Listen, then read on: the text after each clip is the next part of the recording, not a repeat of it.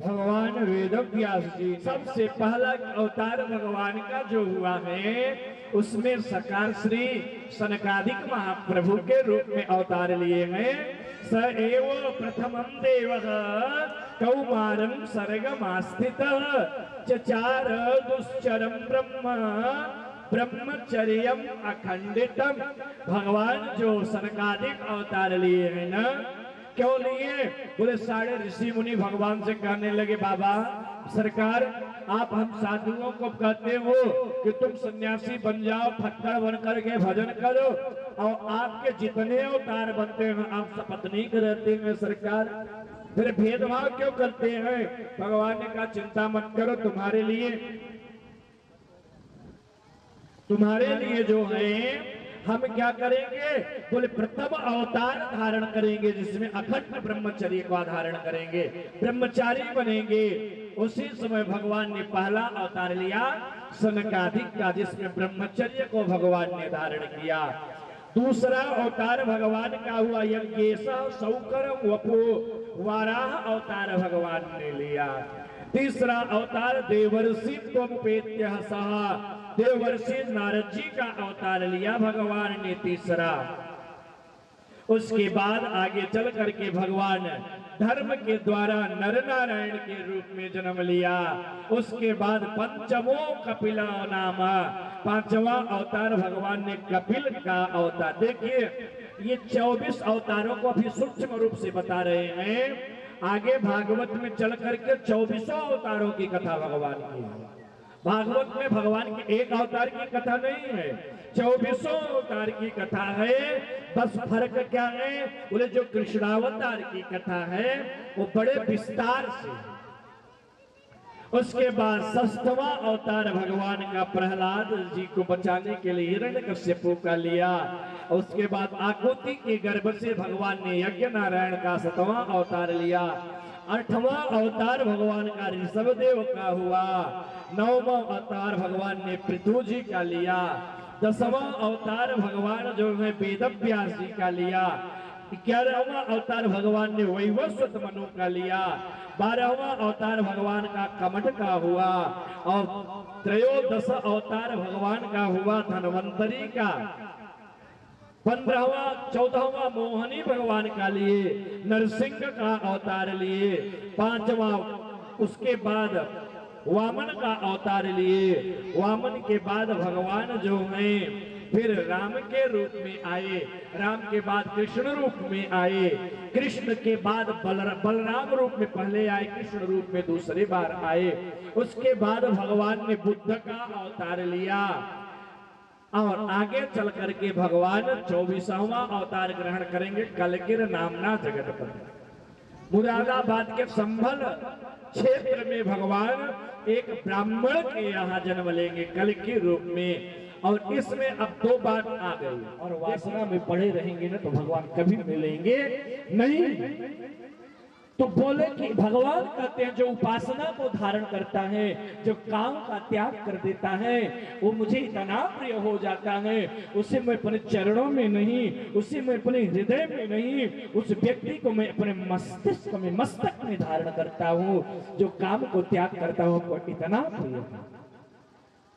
अब बोले भैया ये बताओ कि और एक कहानी आती है। एक बरसाने में एक कुटी है, उस कुटी का नाम है मोर कुटी। बरसाने मंदिर से थोड़ी दूर पर मोर कुटी है। और मोर कुटी में मोर ही रहते थे। और मोरों को दाना चुनाने के लिए, यानी दाना चुगाने के लिए हमारी लाडली जो अपने अष्ट सखियों के साथ नित्य जाती थी। अब जब राधा रानी मोरों को दाना चुगाने के लिए वहां जाती थी ना, तो एक दिन भगवान के सखा लोग बोले लाला, लाला ने कहा, बोले तू श्री जी को दर्शन करना चाह रहा हूँ मैं लाला। लाला ने कहा भैया लाडली जी को तो दर्शन करवे के ताई मैं तड़प रहा हूँ, कैसे लाडली जी को दर्शन होएगो, कछु समझ ही नहीं आए रहो है। अरे भैया एक बड़ो सुंदर सो उपाय है लाडली जी को दर्शन करवे को। कहा राजकुमारी है हमारी महारानी जी, वृषभानु राजा है, हाँ उनकी लाडली में राजकुमारी कभी बाहर नहीं जाती है, महारानी है वृंदावन की। महारानी का दर्शन ऐसे सरलता पूर्वक नहीं होता है, उसके लिए तो त्याग चाहिए, तप चाहिए, हाँ तब महारानी जी का दर्शन प्राप्त होगा। तो राधा रानी को दर्शन करना चाह रहा हूँ लाला। लाला ने कहा भैया किशोरी जी को दर्शन करने के ताई तो हमारी आंखें तड़प रही हैं, न जाने ऐसा कब सुंदर सुनहरा सुंदर संयोग आएगो जब हम लाडली जी को दर्शन करेंगे। वह सबन ने कही अरे मोर कुटी में नित्य अष्ट सखियन के साथ किशोरी जी आया करे मोरन को दाना चुगवावे के ताई। अच्छो भैया फिर तो मैं मोर कुटी में जाऊंगा।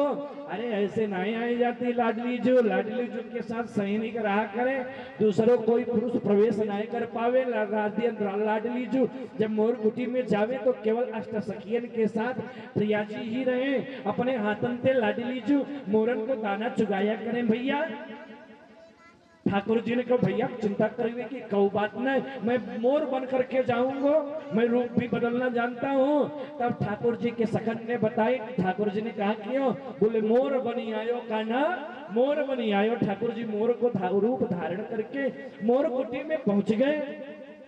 अब मोर कुटी में जब पहुंच गए देख के भैया चोरी हम सबसे कर सकते हैं, जो राजा होता राजा से चोरी नहीं कर सकते। मोरों का राजा देखा भैया ये नया मोर कैसे आ गया, इसकी विलक्षण मोरों से जैसे कुछ इसकी चाले ढाल नहीं है, ये तो पहचान गए ये तो श्री यशोदानंदन है। अब उसी समय लाडली जो अष्ट सखियन के साथ जैसे ही मोर कुटी में पधारी, अब मोर बढ़िया राधा रानी हाथ में दाना ली थी और राधा रानी मोरों को चुगा रही थी। मोर चुग रहे थे, उसी में लाल जी पहुंच गए। राधा रानी के हाथों से ठाकुर जी ने दाना चुगा। अब ये सारी स्थिति वो देख रहा था मोर का राजा। मोर ने कहा इतने कृपा बिहारी सरकार हैं, इतने प्रिया जी से प्रेम करते हैं कि प्रिया जी को दर्शन करवे के ताई मोर को अवतार धारण कर लिए हमारे सरकार। वहीं पर भगवान को नाम पड़ गयो मोर भगवान। आज भी मोर कुटी में दर्शन करवे जावेंगे ना, बरसाने से कछु दूरी पर गए तो वहां पर मोर भगवान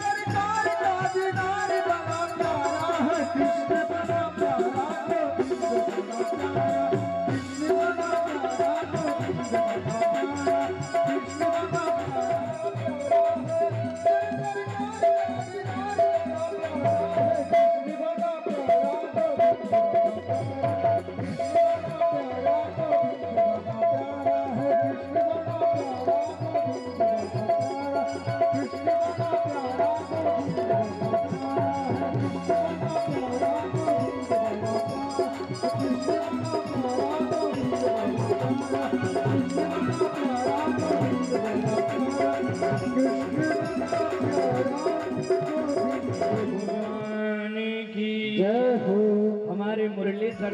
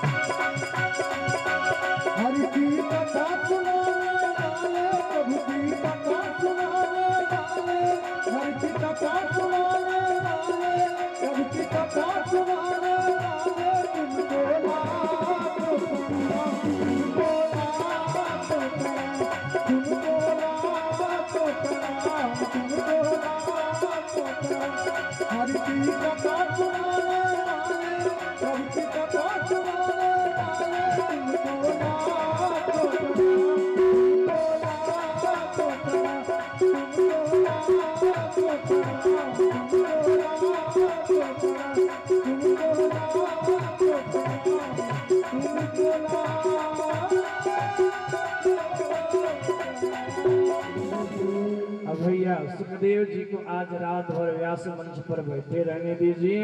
सुखदेव जी के वाणी से क्या प्रवचनामृत की धारा बहती है, इसको कल हम 3 बजे से पुनः श्रवण करेंगे।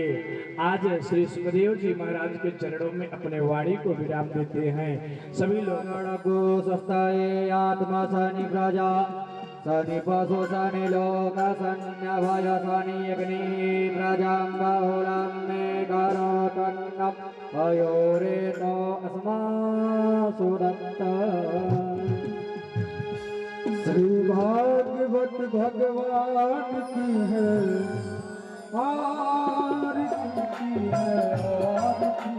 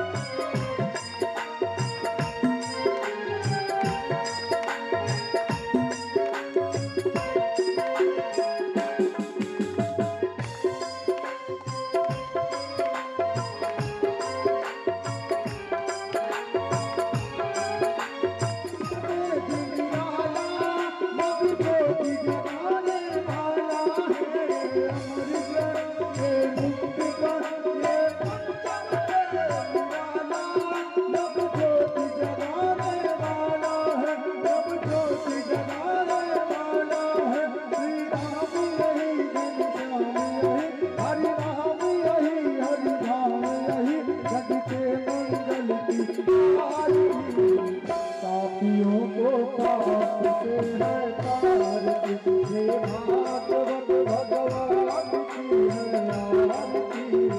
नंदनाय विधमहे यशोदानंदनाय धीमहि तन्नो श्री कृष्ण प्रचोदया सेवन्ति कामकुल चंपक पाटल जय पुण्डाग जाति कर पुष्पै विलव प्रवाल तुलसी दल मंजरी विश्वं पूजयामि जगदीश्वर में। ये प्रसन्न है ना, तो वह घर ही वृंदावन धाम है, वह घर ही ओंकारेश्वर भगवान है, वह घर ही महाकालेश्वर भगवान का है। हाँ, इसलिए शरीर का नाम है, शरीर में कहा शरीरम देव मंदिरम, इस शरीर को देवताओं का मंदिर कहा गया है। इंद्रिय द्वार झरोखा नाना, इसमें जितने छिद्र हैं उसमें देवता बैठे हुए हैं।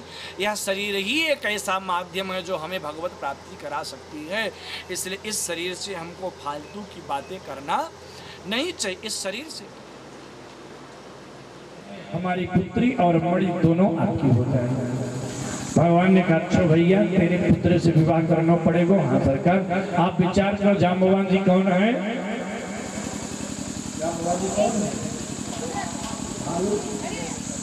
जाम्बवान जी भालू है।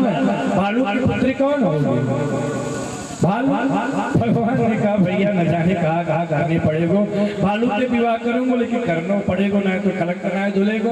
और अब तो भक्त की बात आ गई है, न मैं भक्त्या प्रणश्यति, मैं अपने भक्त की बात कभी काटता नहीं हूँ। भगवान ने कहा ठीक है भैया ये तुम कह रहे हो तो ठीक है मैं विवाह करूंगा। उसी समय दूसरा विवाह भगवान ने भैया जाम्बवती जी से किया। बोले जाम्बवती रमण भगवान की। जाम्बवती से भगवान विवाह किए। जाम्बवती से विवाह करने के बाद भगवान मणि लेकर रथ पर बैठे और आने लगे। जाम्बवती से बोले देवी हाँ सरकार एक बात मेरी सुनियो। कहा बात है प्रभु? बोले जब तक मैं नाय बोलूंगा ना तब तक अपने चेहरे से घूंघट हटाइयो। ऐसा कहा। बोले मैं बताऊंगा फिर बाद में। अब भगवान जाते वहां भालू के संग, भगवान को इंसान नहीं मिले थे, भालू से विवाह कर लिया। अब भगवान घूंघट रख दिए। अब इधर जब 12 दिन तक भगवान नहीं आए थे, उधर द्वारिकावासी वापस गए, रोने लगे हमारे द्वारिकाधीश नहीं बचे। लेकिन वहां द्वारिकावासी कुछ लोगों ने कहा भैया हमारे द्वारिकाधीश को इस जगत में कोई ऐसा पैदा ही नहीं हुआ जो उनको मार पाए। मेरे द्वारिकाधीश हैं, मिलेंगे कैसे? बोले राज राजेश्वरी पराम्बा मैया के चरण पर चलने पर मिलेंगे। जब भगवती कृपा करेंगी ना, क्योंकि आदि शक्ति तो भगवती ही हैं। आदि शक्ति के शरण में चलोगे तो आदि शक्ति कृपा करेंगे, तब हमारे स्वामी द्वारिकाधीश हमको पुनः मिल जाएंगे। राजन उसी समय सारे द्वारिकावासी जो थे भगवती विंध्याचल में आकर के विंध्यवासिनी मैया से प्रार्थना करे और विंध्याचल महारानी से आज्ञा लेकर जाकर वहां पुनः यज्ञ चालू कर दिया। हाँ, विंध्यवासिनी मैया के नित्य शरण में द्वारिकावासी रहते थे। विंध्यवासिनी मैया की आज्ञा लेकर के यज्ञ चालू कर दिया। सहस्त्र चंडी यज्ञ, देवी भागवत का पाठ इत्यादि ब्राह्मणों को बुलाकर, ऋषियों को बुला करके माँ पराम्बा का अर्चन करने लगे। देखिए मैया को अर्चन बड़ा प्रिय है। भगवान नारायण को सबसे ज्यादा क्या प्रिय है? भानु प्रिय नमस्कार। भगवान भुवन भास्कर को नमस्कार प्रिय है। जलधारा शिव प्रिय, भगवान शिव को जल की धारा बड़ी प्रिय है। अलंकार प्रिय विष्णु, भगवान नारायण को अलंकार यानी सुंदर साज सज्जा प्रिय है। अर्चन प्रिय शक्ति, और शक्ति को क्या प्रिय? अर्चन। उनका नाम लेकर एक चढ़ाओ। हाँ, राज राजेश्वरी नमः एक पुष्प। जिस चीज से अर्चन को थोड़ा थोड़ा अर्चन इसी को कहते हैं। जो एक नाम लेकर के एक वस्तु के ऊपर अर्पित कर दे इसको अर्चन बोलते हैं। तो अर्चन मां को बड़ा प्रिय है। तो सब तरह तरह के व्यंजनों से भगवती राज राजेश्वरी जो ने अम्बा शंकर शांभवी त्रिनयी नाम गौरी उमा शंकरी भगवती महामाया के शरण में जाकर मां का अर्चन कर रहे हैं। सिंदूरारुण विग्रहां त्रिनयी नाम माणिक्य मौली तारा नायक शेखराम स्मित मुखी मां पीनवक्षोरुहां पाणिभ्यामल पूर्ण रत्न चषकम रक्तोत्पलम विप्रतिम सौम्यां रत्न घटस्थ रक्त चरणाम ध्यायेत पराम अंबिका। मां से प्रार्थना कर रहे सिंदूरारुण विग्रहां, हे मणिद्वीप में निवास करने वाली मैया आपको सिंदूर के जैसे सुशोभित हो। सिंदूर पूरे शरीर में आपके आभा मंडल पर विद्यमान है मैया। माणिक्य मौली स्फुरत मणिपुर में रहने वाली हो।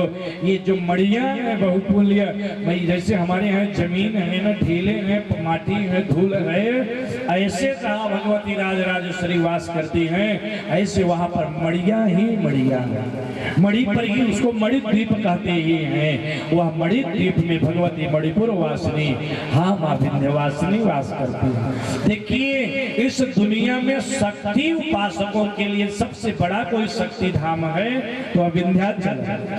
जैसे ठाकुर भगवान श्री कृष्ण के उपासकों के लिए वृंदावन सबसे श्रेष्ठ धाम है, भोले बाबा के उपासकों के लिए उज्जैन और काशी सबसे पवित्र धाम है, राम जी के उपासक के लिए अयोध्या सबसे पवित्र धाम है, वैसे भगवती के उपासक के लिए विंध्याचल सबसे बड़ा धाम है। विंध्याचल समम तीर्थम नास्ति भूलोक मंडले। विंध्याचल जैसा तीर्थ जो है इस भूमंडल में और कोई दूसरा है ही नहीं। क्यों?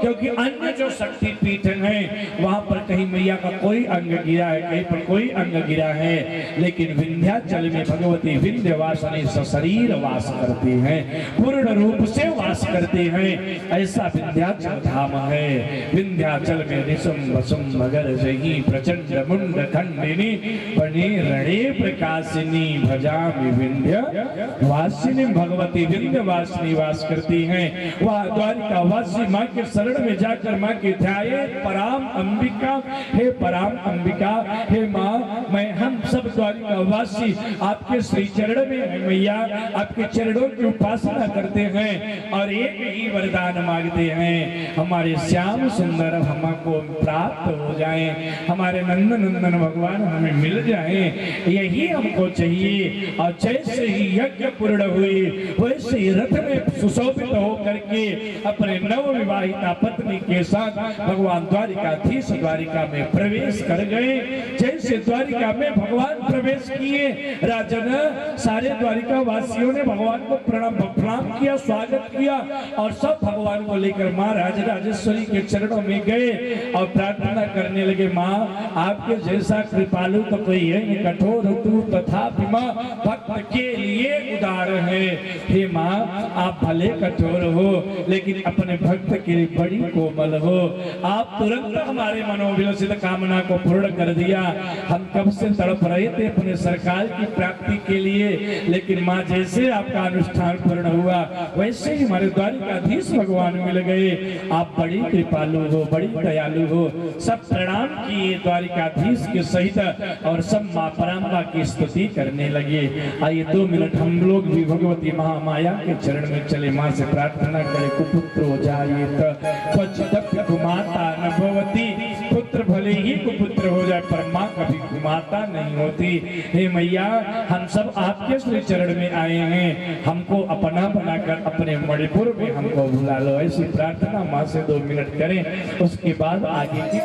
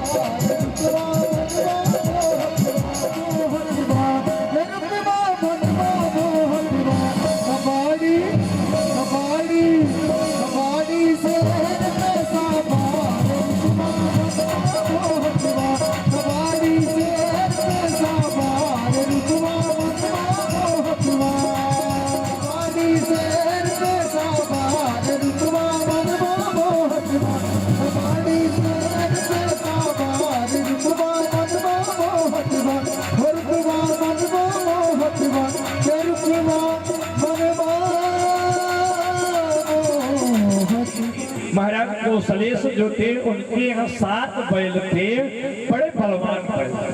उन बैलों को एक साथ कोई नाथ नहीं पाता था। एक दिन नग्नजिती मैया गई, बैलों को एक साथ में पकड़ कर नाथ कर बांध दिया। अब महाराज ने प्रतिज्ञा ले लिया कि जो 7 बैलों को एक साथ शांत कर देगा उसी से मैं अपनी कन्या का विवाह कर दूंगा। बड़े बड़े राजा आए, महाराजा आए, राजकुमार आए, योद्धा आए, लेकिन बैलों ने उन सबका अभिमान तोड़ दिया। अब भगवान सुने शर्त को, भगवान ने कहा हमको भी चलना चाहिए। अब भगवान आए, उस समय नग्नजिती मैया अपने छत पर बैठ करके श्रृंगार कर रही थी। जैसे भगवान को आते हुए मैया ने देखा, मानो मन से स्वीकार कर लिया हमारे प्राणपति तो यही होंगे। एक ने बताया जिससे तुम विवाह करने जा रहे 5 विवाह उनका पहले ही हो गए। अब उनका चेहरा उदास हो गया। भगवान समझ गए, भगवान ने अलग अलग रूप उनको दिखाई दिया, 7 रूप दिखाई दिया कि मैं भले ही करोड़ों विवाह कर लूं, लेकिन मैं हर रूप में विभक्त हो सकता हूं। मैं जितना स्वरूप चाहूं उतना रूप बना सकता हूं। भगवान बैलों को एक साथ नाथ दिया। और 6वां विवाह भगवान ने किसके साथ किया? भगवती नग्नजिती के साथ किया। 7वां विवाह भगवान की बुआ श्रुतकीर्ति थी, उनकी पुत्री थी जिसका नाम था भद्रा। और स्वयं भगवान के साथ भद्रा का विवाह कर दिया। 7वां विवाह भगवान का भद्रा के साथ हुआ। और 8वां विवाह किसके साथ हुआ? बोले मध्य प्रदेश के राजा थे, इनकी कन्या का नाम था लक्ष्मणा। इनके यहाँ स्वयंवर रखा गया। उस स्वयंवर में भगवान जाकर समस्त राजाओं को पराजित करके लक्ष्मणा से स्वयं भगवान विवाह कर लिया। ये भगवान के 8 विवाह हुए। 8 पटरानियां भगवान की हैं। और ये 8 पटरानियां जो भगवान की कोई सामान्य नहीं है, सब दैवी, सब बड़ी बड़ी देवियां 8 पटरानियां बनकर आई हैं। गर्ग संहिता में लिखा है, श्री साक्षात रुक्मणी भैष्मी शिवा जाम्बवती तथा जो भीष्मक नंदिनी भगवती रुक्मणी है वो किसकी अवतार है? श्री यानी लक्ष्मी की अवतार है। मैया रुक्मणी महालक्ष्मी की अवतार होकर के भगवान श्री द्वारिकाधीश से विवाह किया है। और जो जाम्बवती है वो कौन है जानते हो? बोले शिवा जाम्बवती तथा शिवा यानी पार्वती। पार्वती ने भगवान से अंश रूप में जाम्बवती के रूप में जन्म लेकर के भगवान से विवाह किया। दक्षिणा लक्ष्मणा चैवा, जो दक्षिणा देवी है भगवान यज्ञ नारायण की पत्नी, वही भगवान से विवाह करने के लिए लक्ष्मणा रूप में जन्म लिया है। यानी दक्षिणा जो है लक्ष्मणा है। कालिंदी विरजा नदी, जो कालिंदी मैया है विरजा नदी है। हाँ, गर्ग संहिता में वर्णन आता है, संक्षिप्त रूप में बता दूं। एक बार जब युद्ध ये सारा धरातल जो है राक्षसों से पीड़ित हो गया ना, तो सब भगवान नारायण के पास में चलो रक्षा करो। भगवान नारायण ने कहा हम रक्षा नहीं कर पाएंगे। फिर पूरे गोलोक में जो श्याम सुंदर विराजित है वो रक्षा करेंगे। गोलोक में गए जब सारे देवता, तो गोलोक कैसा था? वहाँ सुंदर गोवर्धन थे, यमुना महारानी थी, सुंदर कलरव करते हुए बगीचा था, यानी वृंदावन में ही था गोलोक में। अब वहां पर जब गए तो वहां को गोलोक में देखिए भगवान की 3 लीला होती है। एक लीला होती है जिस लीला में सामान वृंदावन की लीला, वृंदावन की लीला में जिस पर राधा रानी कृपा कर देती वही आ पाता है। दूसरी बात सेवा कुंज की लीला, सेवा कुंज में जो अपने शरीर का भान भूल जाता है वो सेवा कुंज में जाता है। फिर ठाकुर जी का निर्भित निकुंज है, निर्भित निकुंज में दूसरा कोई जाता ही नहीं।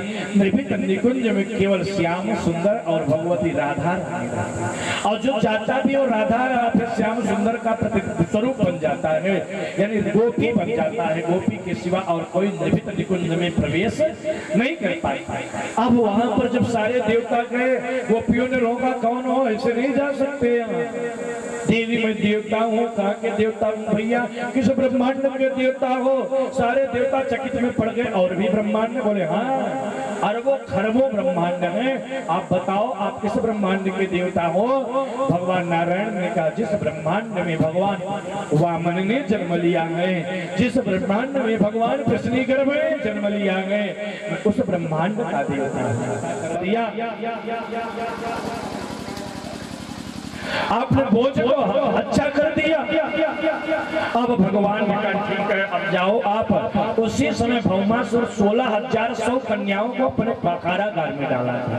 जब ठाकुर जी वृंदावन में महारास किए थे ना, उस समय इसके मन में विचारा मैं भी महारास करूंगा।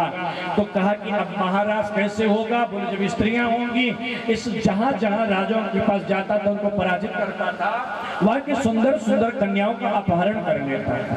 इसके मन में बात आई कि जब ये 20,000 हो जाएंगी तो मैं एक साथ विवाह करूंगा, फिर रास करूंगा। अब 16,000 सवई हो पाई थी, उसी समय भगवान ने मार डाला। अब क्या हुआ? बोले वो सारी स्त्रियां भगवान के शरण में आकर गिर गई। भगवान ने कहा कौन हो? बोले सरकार मैं इसके कारागार में रहने वाली स्त्रियां हूँ, यहाँ क्या आई हो सरकार? अब हमारे पास कौन मार गए आप बताओ? हमारे पास केवल 2 मार्ग है। भगवान ने कहा कौन कौन? या फिर हम व्यभिचारिणी हो जाएं या फिर जाकर आत्महत्या कर लें। क्यों? सरकार आप बताओ, हम इस राक्षस के कारागार में रही हैं, हमारे माता पिता हमको कोई स्वीकार नहीं करेंगे क्योंकि दुष्ट के यहाँ मैं बंधन में बंद कर रही हूँ। और मान लो माता पिता स्वीकार कर लिए सरकार, तो दुनिया का कोई भी पुरुष हमसे विवाह नहीं करेगा। क्या करेंगे ऐसे जीवन? इससे अच्छा मर जाना। भगवान ने कहा सुनो, जिसका इस संसार में कोई नहीं है उसका मैं हूं ना। तुमसे कोई विवाह करे चाहे न करे, मैं विवाह करने के लिए तैयार हूँ। अब तो सारी 16,100 कन्याएं प्रसन्न हो गई, प्रमुदित हो गई और भगवान से विवाह करने के लिए तैयार हो गई। उसी समय भगवान ने क्या किया? बोले अहो अथो मुहूर्त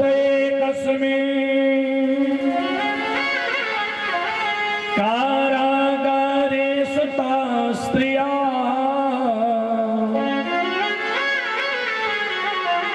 यतो पैमी भगवान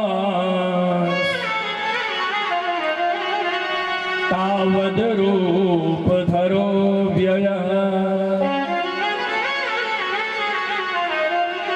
बोले आठों मुहूर्त ही कस्मिन, जब 16,100 कन्याएं भगवान से विवाह करने के लिए तैयार हो गई परीक्षित, उसी समय देखिए जो भगवान के ऊपर कहते हैं कि भगवान ने ऐसा कोई कर सकता है? एक ही समय में कारागारे सुता स्त्रियः, कारागार की समस्त स्त्रियों से यावत रूप धरो, जितनी रानियां थी, जितनी कन्याएं थी, उतने रूप भगवान ने धारण किया। क्या दुनिया का कोई व्यक्ति कर सकता है एक साथ 16,100 रूप धारण? कभी नहीं कर सकता। भगवान ने उतने रूप धारण किए और एक ही मंडप में अलग अलग रूप धारण करके उन समस्त स्त्रियों से एक ही समय में, एक ही मुहूर्त में भगवान के 16,100 विवाह संपन्न हो गए। अब भगवान के जब इतने विवाह संपन्न हो गए, अर्जुन भी वहां पर थे, भगवान के साथ गए थे। भगवान ने अर्जुन को कहा मेरी रानियों को लेकर तुम द्वारिका जाओ, अभी मैं थोड़ा स्वर्ग जाऊंगा। अच्छा सरकार आप स्वर्ग जाओगे? हाँ। भगवान स्वर्ग चले गए। अब भगवान स्वर्ग गए, इंद्र ने स्वागत किया भगवान का। इंद्र ने भगवान का स्वागत किया। भगवान ने कहा ठीक है, सब छत्र चमड़ कुंडल दे दिया। अब श्री सत्यभामा मैया ने कहा सरकार यदि आपकी आज्ञा हो तो मैं थोड़ा स्वर्ग घूम लो। ठीक है घूम लो। अब सत्यभामा घूमने के लिए गई तो थोड़ा थक गई होगी, एक वृक्ष के नीचे चली बैठ गई और जैसे वृक्ष के नीचे बैठी के मन में आया थोड़ा सा जल मिल जाता तो प्यास बुझ जाती, बड़ा आनंद आ जाता। जैसे ही जल की याचना किया वैसे बड़ा स्वादिष्ट, बड़ा सुंदर मीठा जल उनके सामने प्रकट हो गया। जल पिया, बड़ा मीठा जल था। अब उनके मन में आई होगी कि रबड़ी मिल जाए, रबड़ी प्रकट हो गई, खीर मिल जाए, खीर प्रकट हो गई। यानी जिन जिन वस्तुओं की भगवान चाट पकौड़ी तो तब थी नहीं, चाट फुल्की उल्की तो अभी प्रकट हुई है, तब नहीं थी, इसलिए इसकी कामना नहीं किया था। मैया ने चकाचक व्यंजन पाई थे, जो जो चीज की कामना किया मैया वही प्रकट हो जाती थी। मैया सत्यभामा ने कहा बड़ा सुंदर वृक्ष है, इसको तो हमें पूरे द्वारिका में ले चलना चाहिए, भोजन बनाने की झंझट खत्म हो जाए। परमो लाभ, एक ही लाभ में, बाकी तो विधि कारज नाना जंजाल। व्यक्ति दिन भर काम करता है, थक हार कर घर आता है, अपने पत्नी से थोड़ा हास्य परिहास कर लेता है। हाँ कभी पति क्रोधित हो जाता है, कभी पत्नी क्रोधित हो जाती है। एक दूसरे को जब मनाते हैं देवी तो पहले की अपेक्षा प्रेम कुछ ज्यादा बढ़ जाता है। यही एक लाभ गृहस्थ जीवन में है। बाकी गृहस्थ जीवन तो जंजाल भरा पड़ा हुआ है।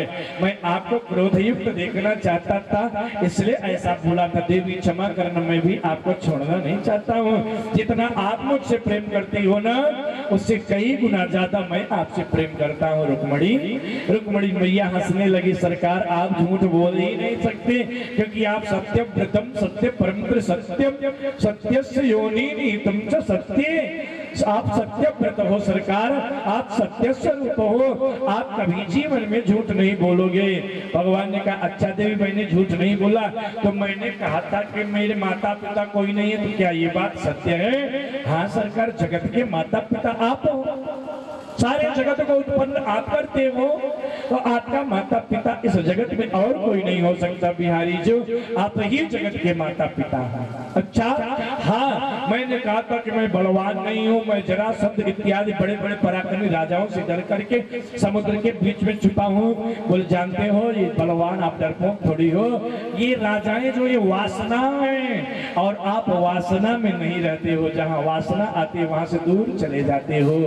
और प्रभु मैंने कहा था कि मैं गुणहीन हूँ साकार, आप तो गुणातीत हो, त्रिगुणातीत हो, सारे गुण आपके शरीर से निकलते हैं, आप तो सर्वोच्च हो।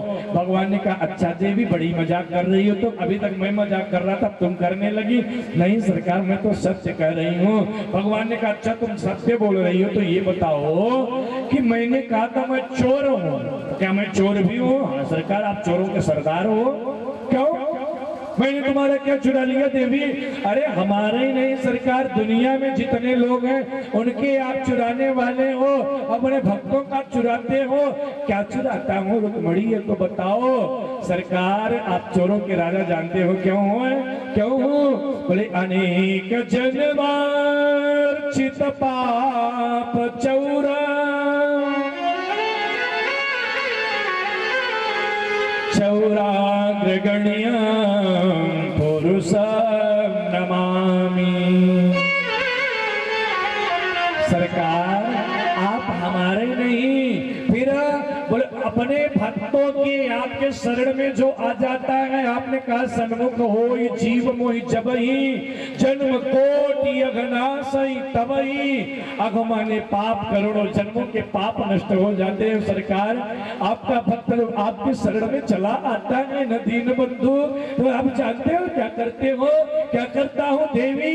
बोले अनेक जन्मार्चित, जो जन्म जन्मांतर से अर्चित पाप आपके भक्त के हृदय में रहता है, उसको चौरम, उसको चुरा लेते हो सरकार। इसलिए आप चोरों के सरदार हो। चौराग्रगण्यं पुरुषं नमामि, हे चोरों के सरदार आपके चरणों में मैं बारंबार प्रणाम करती हूँ। यानी भगवान के तर्क से ही भगवान को संतुष्ट कर दिया मैया श्री रुक्मणी जी ने। अब धीरे धीरे क्या हुआ? अब प्रद्युम्न जी महाराज के बालक हुए, उनका नाम है अनिरुद्ध। देखिए भगवान जब जब अवतार लेते हैं तब तब भगवान 4 अवतार लेकर आते हैं। भगवान 1 2 3 में नहीं आते। भगवान का पूर्ण अवतार जब जब होता है तब तब भगवान 4 रूप में, 4 ही स्वरूप में भगवान पूर्ण होते हैं। जैसे 2 पूर्ण अवतार भगवान के राम और कृष्ण का, बाकी सब अंशावतार हैं। पूर्ण अवतार राम और कृष्ण। राम अवतार के 4 अवतार को सभी जानते हैं, राम भरत लक्ष्मण और शत्रुघ्न महाराज हैं। लेकिन कृष्णावतार में भगवान का चतुर्विवाह अवतार कौन कौन सा है? तो भागवत में लिखते हैं नमो भगवते तुभ्यां वासुदेवाय धीमहि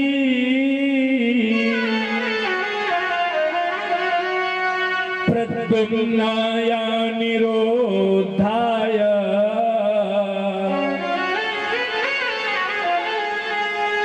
नमः संकर्षणाय च। इसमें कहते नमो भगवते तुभ्यम, उन भगवान के चतुर्विवाह अवतार को मैं प्रणाम कर रहा हूँ।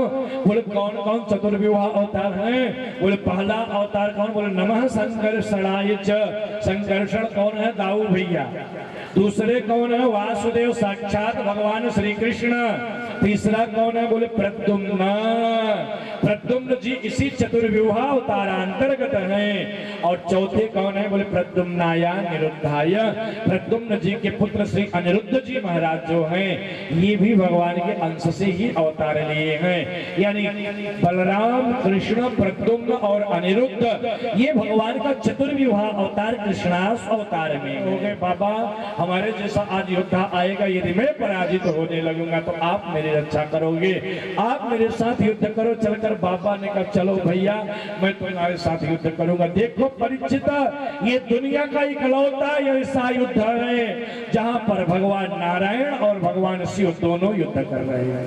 ये दोनों परम प्रिय भक्त हैं, ये दोनों कभी विवाद नहीं करते हैं। इन दोनों में न कोई बड़ा है न कोई छोटा, दोनों एक जैसे हैं। कैसे? बोले शिवस्य हृदयं विष्णु, विष्णुश्च हृदयं शिवः। शिव के हृदय में भगवान विष्णु का वास है और भगवान विष्णु के हृदय में भगवान शिव का वास है। एक दूसरे को दोनों पूजते रहते हैं। सेवक स्वामी सखा सिय प्रिय। सेवक भी है, स्वामी भी है, सखा भी है। हनुमत बनकर सेवा की, रामेश्वर बन सेवा लीनी। भगवान शिव हनुमान बनकर राम जी की सेवा किए और रामेश्वर बनकर राम जी से सेवा प्राप्त की। भगवान कृष्ण ने मुरली बनकर सेवा की। देखिए मुरली की सेवा भगवान के कृष्ण आर्य मुरली को कभी छोड़ते नहीं थे, क्योंकि मुरली साक्षात महादेव थे और भगवान श्री कृष्ण जहां जहां गए वहां वहां शंकर जी के शरण में रहे। वृंदावन में जब तक रहे तब तक गोपेश्वर भगवान की पूजा किया, नंदगांव में नंदेश्वर, मथुरा में भूतेश्वर और द्वारिका में गए तो नागेश्वर भगवान की पूजा करते रहे। श्री भगवान कृष्ण यानी शिव भक्ति में लीन रहे हैं। भगवान श्री कृष्ण विश्वनाथ भगवान की पूजा करते थे। द्वारिका काशी में भगवान कृष्ण आकर के तपस्या किए हैं, यानी शिव की उपासना भगवान नारायण करते हैं और नारायण भगवान की उपासना भगवान शिव करते हैं। वैष्णवानाम यथा संभो, वैष्णवों में सबसे श्रेष्ठ यदि वैष्णव भक्त कोई है तो भगवान सदा शिव हैं। और शैव्यानाम विष्णुवस्तथा, यदि शिव भक्तों में सबसे श्रेष्ठ शिव भक्त कोई है तो भगवान श्री नारायण। ये दोनों एक दूसरे के बड़े प्रिय हैं। अब देखिए दुनिया में भक्त की रक्षा करने के लिए एक दूसरे से युद्ध करना प्रारंभ कर दिया। राजन उसी समय द्वारिका की चतुरंगड़ी सेना सोनितपुर को चारों तरफ से घेर लिया। जैसे सोनितपुर को चतुरंगड़ी सेना ने घेरा, भगवान शिव गरुड़, भगवान शिव नंदी पर बैठ करके कार्तिकेय, गजानन, सदानन, बलभद्र, क्षेत्रपाल, भैरव इन सबको लेकर आ गए। इधर से दाऊ जी, सात्यकी, बलराम, भगवान कृष्ण, प्रद्युम्न ये सब युद्ध करने के लिए आए। अब युद्ध कैसा होने लगा? बोले भगवान श्री कृष्ण से हमारे महादेव का युद्ध प्रारंभ हो गया। बहुत समय तक युद्ध चलता रहा, न ठाकुर जी जीत पा रहे हैं और न श्री भोले बाबा युद्ध को जीत पा रहे हैं। दोनों युद्ध बराबरी पर चल रहे हैं। भगवान श्री कृष्ण ने सोचा यदि हम महादेव से युद्ध करते रह गए ना तो करोड़ों जन्म बीत जाएगा पर निर्णायक युद्ध नहीं हो पाएगा। क्यों? क्योंकि हम दोनों में एक ही शक्ति है, न हम में ज्यादा शक्ति है न बाबा में, हम दोनों बराबर हैं और बराबर में युद्ध होता है तो बराबरी का युद्ध होता है। क्या करें? बोले इसमें कोई बुद्धि लगाना पड़ेगा। भगवान ने निद्रास्त्र छोड़ दिया और निद्रास्त्र छोड़ा, बाबा को नींद लगे, बाबा सो गए। अब जब बाबा सो गए तब भगवान ने कहा जब तक बाबा जागते नहीं है तभी तक मैं इसको मार पाऊंगा, अन्यथा फिर मार नहीं पाऊंगा। बाणासुर से भगवान श्री कृष्ण का युद्ध होने लगा। परिचित भगवान श्री कृष्ण ने बाणासुर की 1000 भुजाओं में से 996 भुजाओं को काट दिया। भगवान ने सुदर्शन निकाल लिया, मैं बाणासुर को जीवित नहीं छोड़ूंगा। उसी समय तन माता कोटरा नाम, इसकी एक माती कोटरा नामक वह वस्त्र विहीन होकर के बाणासुर के सामने खड़ी हो गई है सबको। तो जब शैव ज्वर छोड़ा भोलेनाथ ने तब भगवान नारायण ने वैष्णव ज्वर को छोड़ा। और जैसे वैष्णव ज्वर और माहेश्वर ज्वर परस्पर टकराए, माहेश्वर ज्वर पीड़ित होकर प्रार्थना करने लगा, नमामि त्वानंत शक्ति परेशम सर्वात्मानं केवलम ज्ञानी मात्रम। हे सरकार सरकार मैं आपको जानता हूँ, आपकी अनंत शक्ति है, आप आदि हो, अनादि हो, त्रिगुणातीत हो, क्षमा करो मुझे, हमारे पीड़ा को शांत करो। जैसे ही वैष्णव जुर की स्तुति माहेश्वर जुर ने किया, वैष्णव जुर ने अपना कोप शांत, जुर माने बुखार। देखिए भागवत के 10वें स्कंद के 63 अध्याय के 25 श्लोक से लेकर 28 श्लोक तक ज्वर स्तुति है। जो व्यक्ति इन श्लोकों का पाठ करता है उस जीवन में कभी बुखार नहीं होता।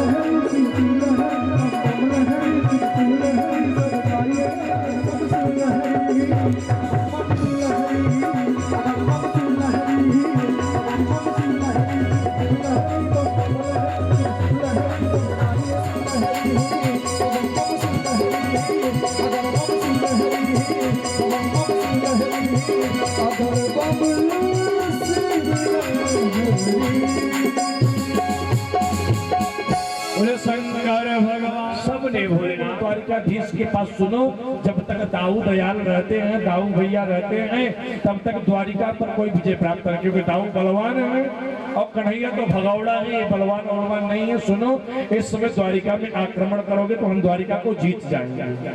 अब उसने अपने मंत्री को, दूत को भेजा, संदेश लेकर के। वह दूत भगवान के चरणों में प्रणाम किया। भगवान ने कहा कैसे आए भैया? बोले संदेश लेकर आया हूँ अपने स्वामी का। आपके स्वामी का क्या संदेश है? सरकार दंड न दिया जाए तो बताओ, नहीं देंगे दंड बताओ। तो उसके स्वामी ने क्या भेजा था? बोले वासुदेव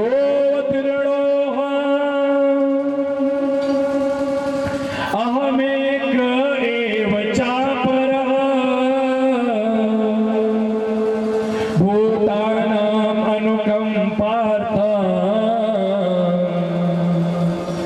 त्वं तु मिथ्याभिधां त्यज।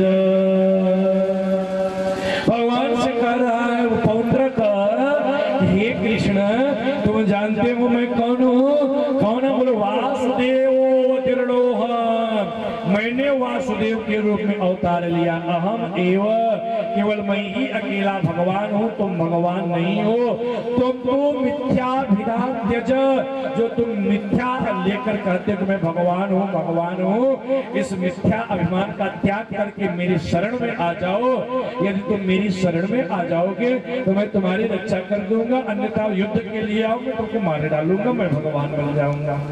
देखिए भगवान के समय भी लोग भगवान बनते रहे भैया, तो इस समय कोई भगवान बन जाए तो आश्चर्य की बात नहीं। हाँ, इस समय 20 से 25 भगवान जेल की चक्की पीस रहे हैं। थोड़ा सा धन आ जाता है, वही सब पद प्रतिष्ठा आ जाती है, लोग सीधे भगवान बन जाते हैं। देखिए जो व्यक्ति कहे कि मैं भगवान, उसको छोड़ देना चाहिए। जीव आचार्य हो सकता है, गुरु हो सकता है, भक्त हो सकता है, लेकिन जीव भगवान कभी नहीं हो सकता। भगवान तो हमारे श्री राधा वल्लभ लाल ही है, भगवान तो केवल भगवान नारायण ही है। अब भगवान से कहा तुम छोड़ो, चलो या युद्ध करो। भगवान उसके दूत से कहा भैया चलो, मैं तुमसे लड़ने के लिए आ रहा हूँ। अब जब भगवान वहां गए लड़ने के, कांपने लगा कि तुम्हारे कहने पर मैंने कह दिया तो मैं लड़ नहीं पाऊंगा।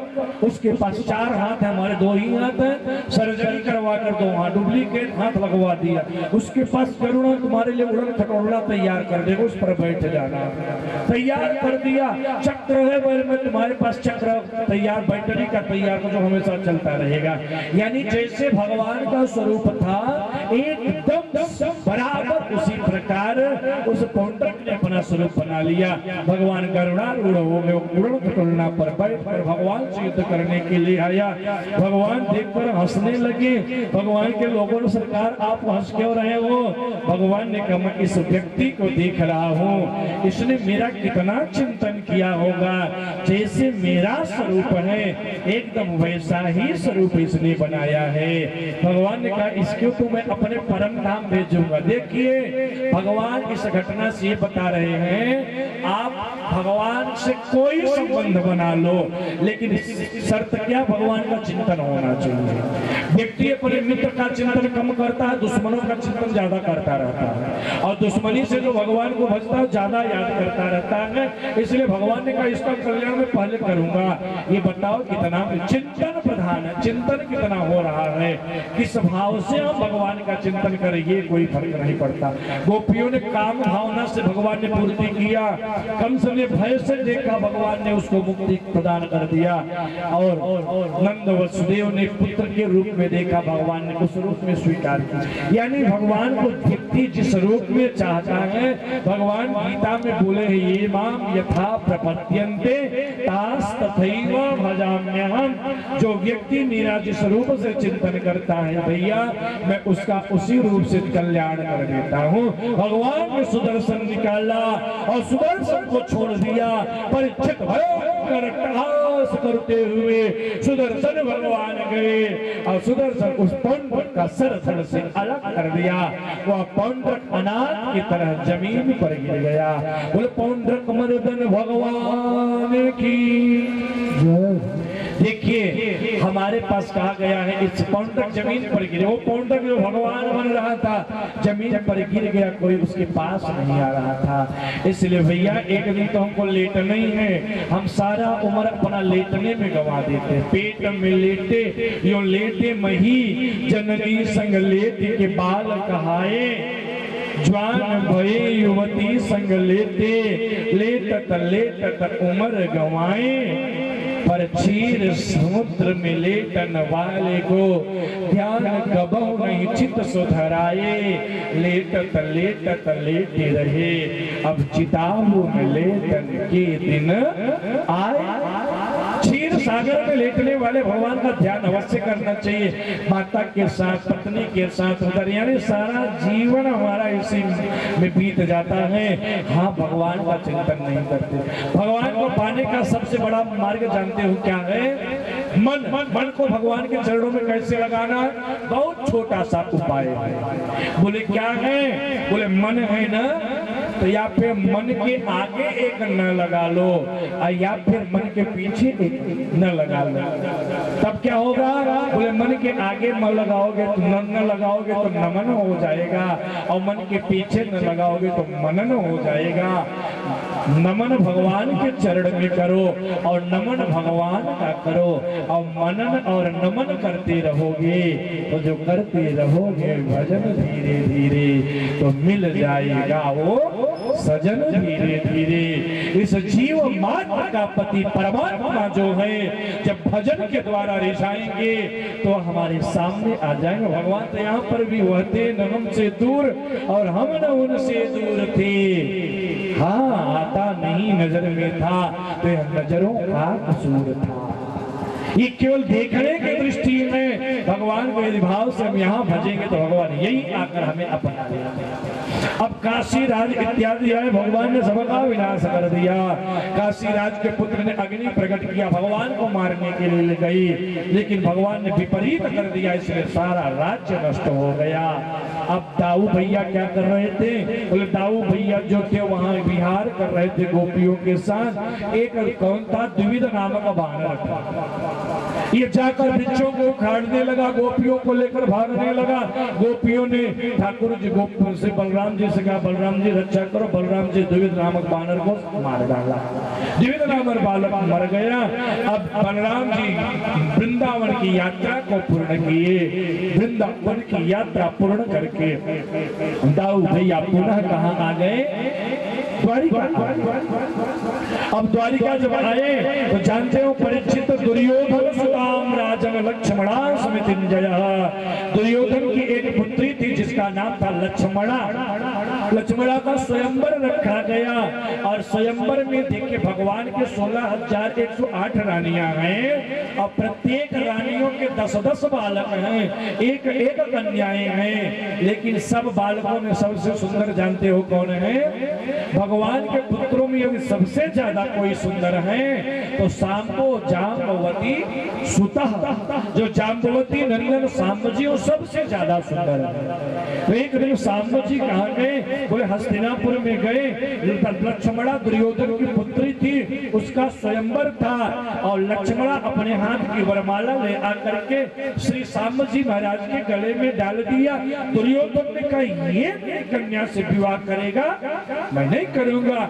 युद्ध करने लगे सांब जी, लेकिन सांब युद्ध में पराजित होकर बंदी में बन गए, कारागार में डाल दिया। दुर्योधन ने सांब को इधर ये बात परीक्षित पता लगी हस्तिनापुर द्वारिका वासियों को कि हस्तिनापुर ने मेरे पुत्र को बंदी बनाया है। भगवान श्री कृष्ण ने कहा आक्रमण करो हस्तिनापुर पर।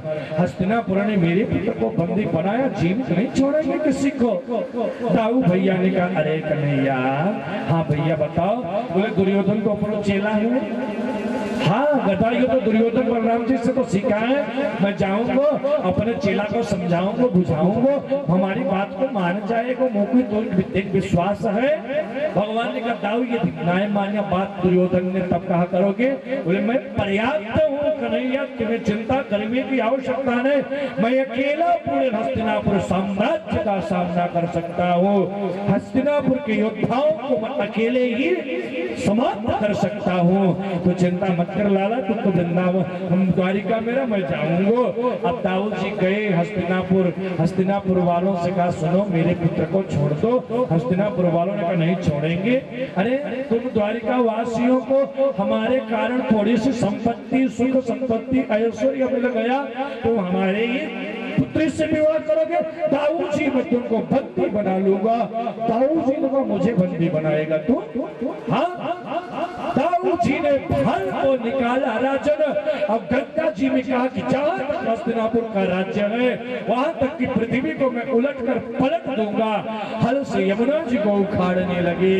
राजन उसी समय सारे हस्तिनापुर के निवासी दाऊ जी के चरण में गिर गए। राम राम खिलाधार प्रभावम न विदामिते मूढ़ा नाम न को बुद्धि नाम। छंदमर्हष्यति क्रमम्। हे राम राम, हे दाऊ जी, आप अखिलाधार हैं, आप इस जगत के एकमात्र आधार हैं दाऊ जी। प्रभावन हम सब आपके प्रभाव को नहीं समझ पाए, क्योंकि मूढ़ानाम मूर्खानां कुबुद्धि नाम, हमारी बुद्धि कुबुद्धि है। हे दाऊ जी क्षमा करो, हम आपके शरण में आए हैं। जानते हो परिचित, दाऊ जी ने क्षमा कर दिया, बोले मेरे पुत्र को वापस कर दो। दाऊ जी को विवाह करके लक्ष्मणा के सहित शाम को विदा कर दिया। दाऊ अपने पुत्र बहू को लेकर के पुनः द्वारिका में प्रवेश कर गए। अब एक दिन नारद जी भगवान की महिमा देखने के लिए गए, तो देखिए नारद जी 16,108 रानियों के कक्ष में अलग अलग रूप धारण करके रहते थे। नारद जी ने भगवान की दिनचर्या देखकर भगवान को प्रणाम करके वापस आ गए। अब भगवान उठते कितने बजे हैं जानते हैं? हाँ, अब विचार, सोना कितने बजे चाहिए, उठना कितने बजे चाहिए। देखिए ब्रह्म मुहूर्त में किसी को सोना नहीं चाहिए, सुबह 4 बजे किसी को नहीं सोना चाहिए। उससे क्या होता है, हमारे कर्मकांड में एक श्लोक है कि ब्रह्मे मुहूर्ते या निद्रा सा पुण्य क्षयकारिणी। ब्रह्म मुहूर्त यानी 4 बजे से 6 बजे तक के बीच में जो सोता है, थोड़ा बहुत जो पुण्य इत्यादि जो किया रहता है ना, वो सब नष्ट हो जाता है। इसलिए जीवन में कभी भी सुबह सोना नहीं चाहिए। जो सामर्थ्यवान होने के बाद भी फटा कपड़ा पहनता है, स्नान नहीं करता, सूर्योदय के समय सोता रहता है, टूटे बर्तनों में भोजन करता है, लिखा है ऐसा कृत्य अगर भगवान नारायण करें तो लक्ष्मी नारायण का त्याग करके चली जाती है। तो विचार करो, दूसरे को छोड़ने में लक्ष्मी को समय नहीं लगेगा। भगवान ब्रह्म मुहूर्त में उठ जाते हैं और ब्रह्म मुहूर्त में उठकर भगवान अपने बड़े जनों को प्रणाम करते हैं। जैसे राम जी प्रातः काल उठ के रघुनाथा माता पिता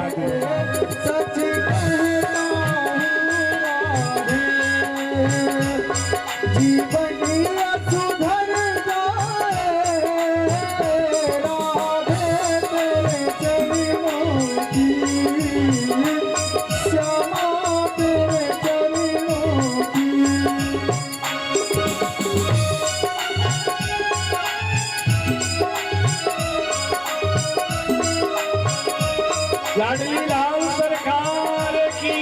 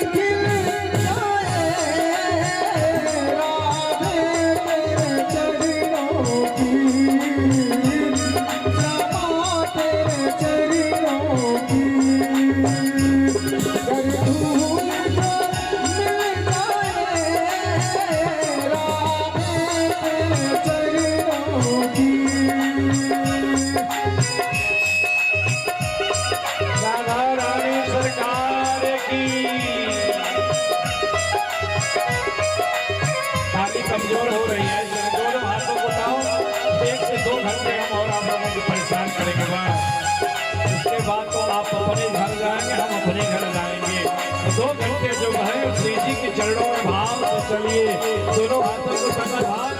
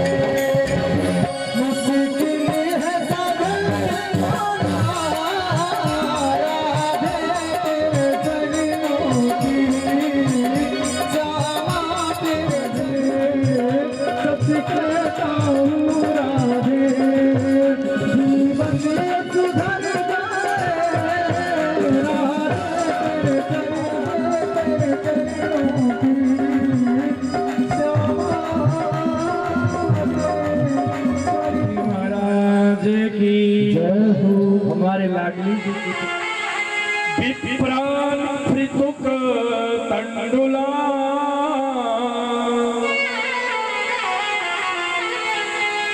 चौल खंडेन तान बधुआ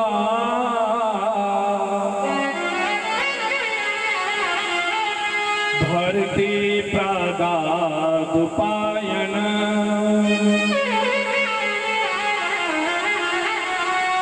कितने मुट्ठी चावल को मांग कराई मैया वसुंधरा? कल्याणांग में इसका वर्णन आता है ना, कितनी मुट्ठी मांगी थी? 5 नहीं मांगी थी। भागवत में फिर गलत लिखा है। यहाँ तो हमारे यजमान जी का 5 मुट्ठी मांगी थी, 5 नहीं 4 मुट्ठी मांगी थी। यहाँ चित्वा चतुरो मुष्टीन, 4 मुट्ठी मांगा क्या तंडुला। देखिए तंडुल का 2 अर्थ होता है, कहीं पर चावल भी अर्थ लिया जाता, कहीं कहीं पर जो चूरा होता है ना, चूरा का भी अर्थ आता, कहीं पर चूरा वर्णन है, कहीं पर चावल का वर्णन आता है। चतुरान मुष्टिन यानी 4 मुट्ठी मांगा और धर्म अर्थ काम और मोक्ष ये सब ले आकर के उसे तंडुल में मैया भेज दिया कि भगवान सब समझ जाएंगे मुझे किस चीज की आवश्यकता है। इसमें लिखा है भागवत जी में 10वें 80 अध्याय का 14 नंबर श्लोक है ये। या चित्वा चतुरो मुष्टिन विप्रान पृथुक तंडुलान, 4 मुट्ठी तंदुल मांग करके श्री वसुंधरा मैया आई। एक क्या किया, चौल खंडेन, एक फटे हुए कपड़े में बांध करके अपने पति श्री सुदामा जी महाराज को दे दिया। और सुदामा जी महाराज को जब दे दिया, सुदामा जी उसको ले लिए और सुदामा जी भगवान से मिलने के लिए चल दिए। और भगवान से मिलने के लिए गए, अपने पत्नी और अपने बच्चों को भगवान श्री कृष्ण के मंदिर में छोड़ दिया, उनके रक्षक में छोड़ दिया। अब जब गए तो रास्ते में थक गए, लेटने लगी। एक मिला, भैया तकिया उकिया कहाँ है तुम्हारी, ऐसे लेट जाओगे? सुदामा जी तरह फक्कड़ हैं भैया, जमीन पर लेट जाते हैं, सिरहाने हाथ रखते हैं। हम तो अपना बिस्तर तकिया हमेशा साथ रखते हैं। हम तो भगवान के भजन हैं, भगवान तो हाँ, भगवान तो हर स्थिति में हमको अच्छे रखते हैं। अब क्या हुआ, सुदामा जी महाराज 3 दिन चलते चलते और मानो यह समझ रहे हैं, भगवान से प्रार्थना कर रहे हैं, हे प्रेम पयोधि समझते हो, यह प्यासा पपिया आया है, करुणानिधि यही समझ लेना, द्विज दर्शन करने आया है।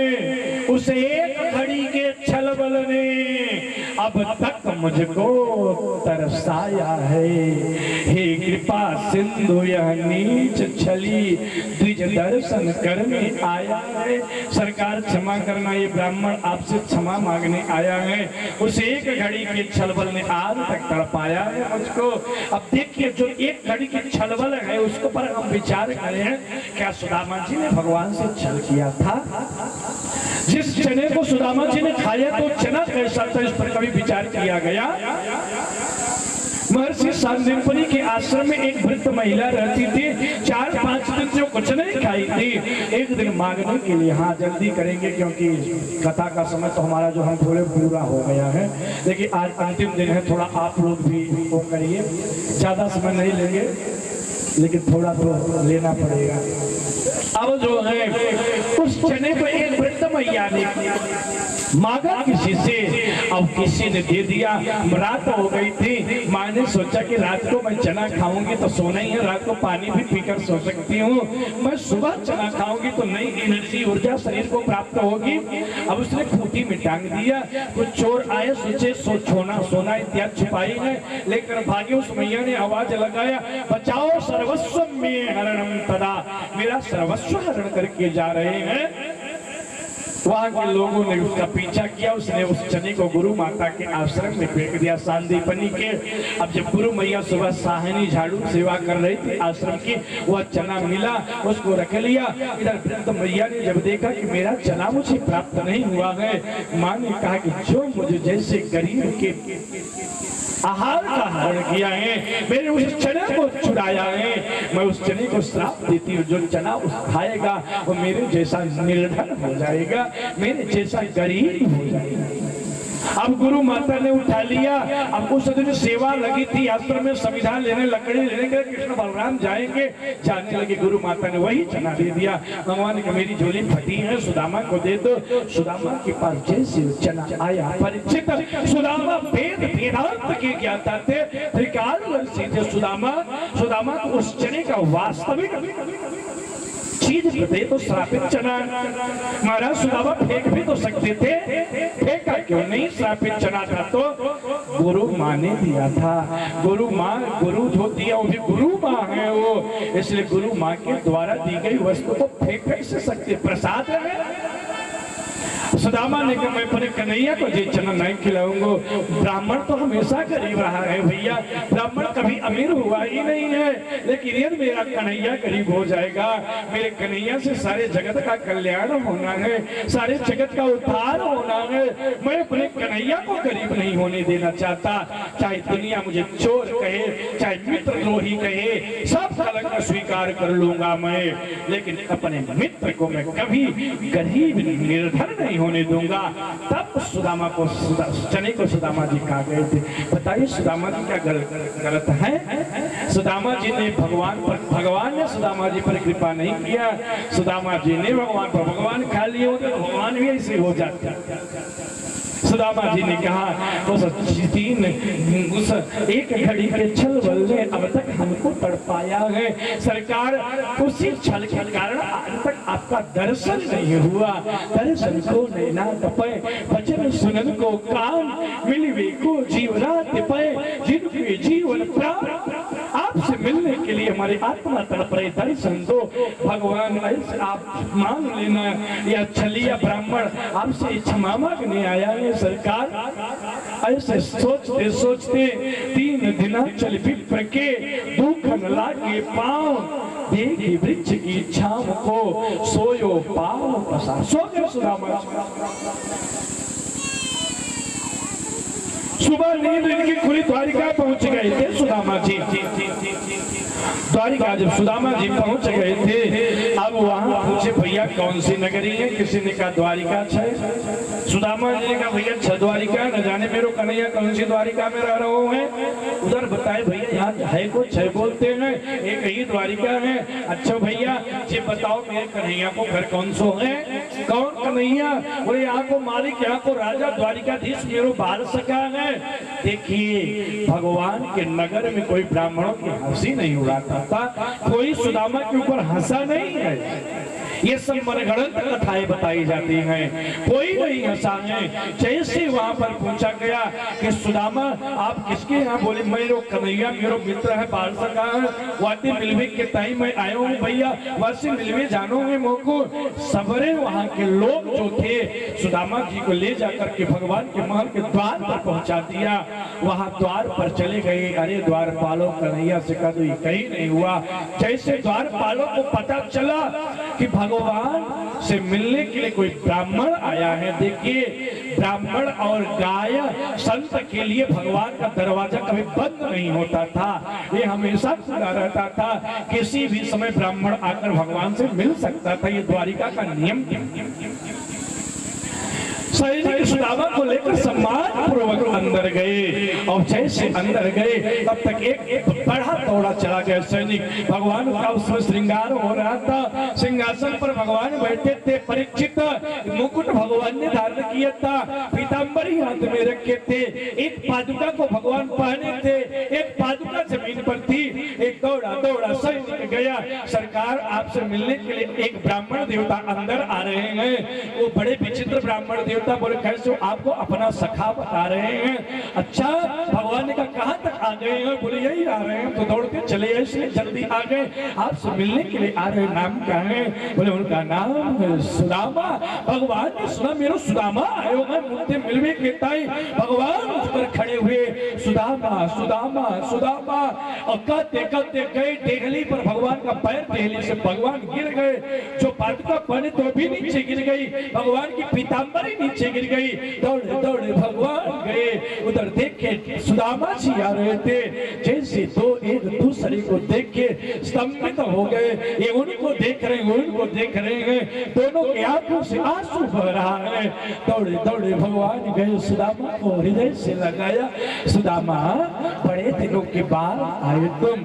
सुदामा ने कहा, कन्हैया, जब जहाँ जैसा संयोग होता है वैसा ही स्थिति प्रकट हो जाती है। अब आ गए न, तू तो भैया हाल भी नहीं आए हो, हम तो आएंगे तेरे पास। अब सुदामा को भगवान हृदय से लगाकर, सुदामा को पकड़कर भगवान अंदर ले आए राजन। और अंदर ले आकर के भगवान ने सुदामा को कहाँ बैठाया? बोले अपने सिंहासन पर भगवान ने बैठाया। भगवान को सुदामा जी आएंगे तो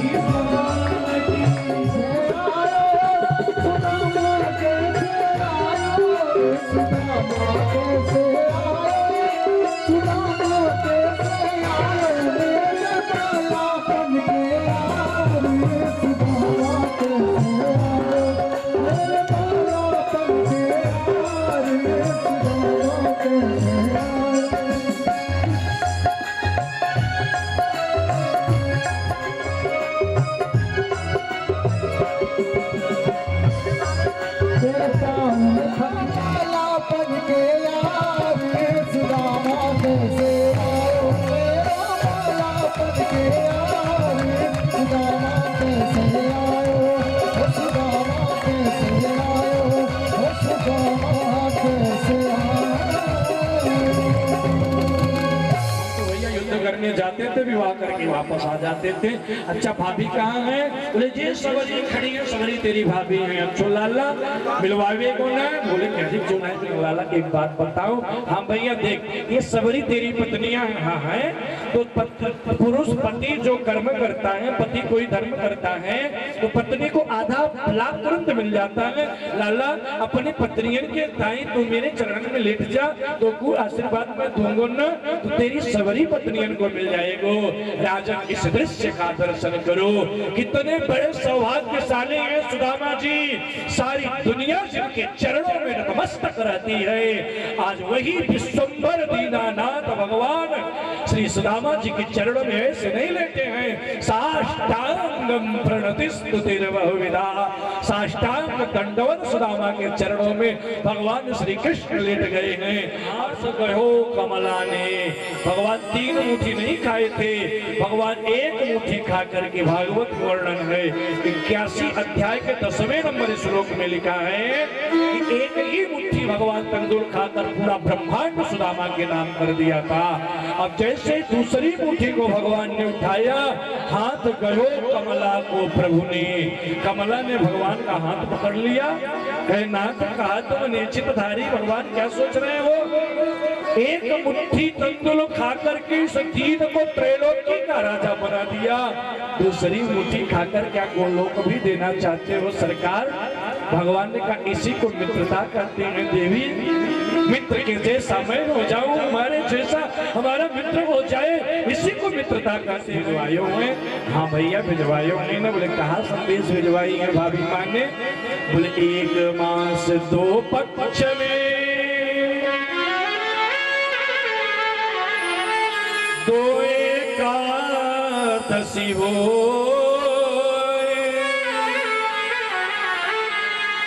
मेरे घर गोपाल जो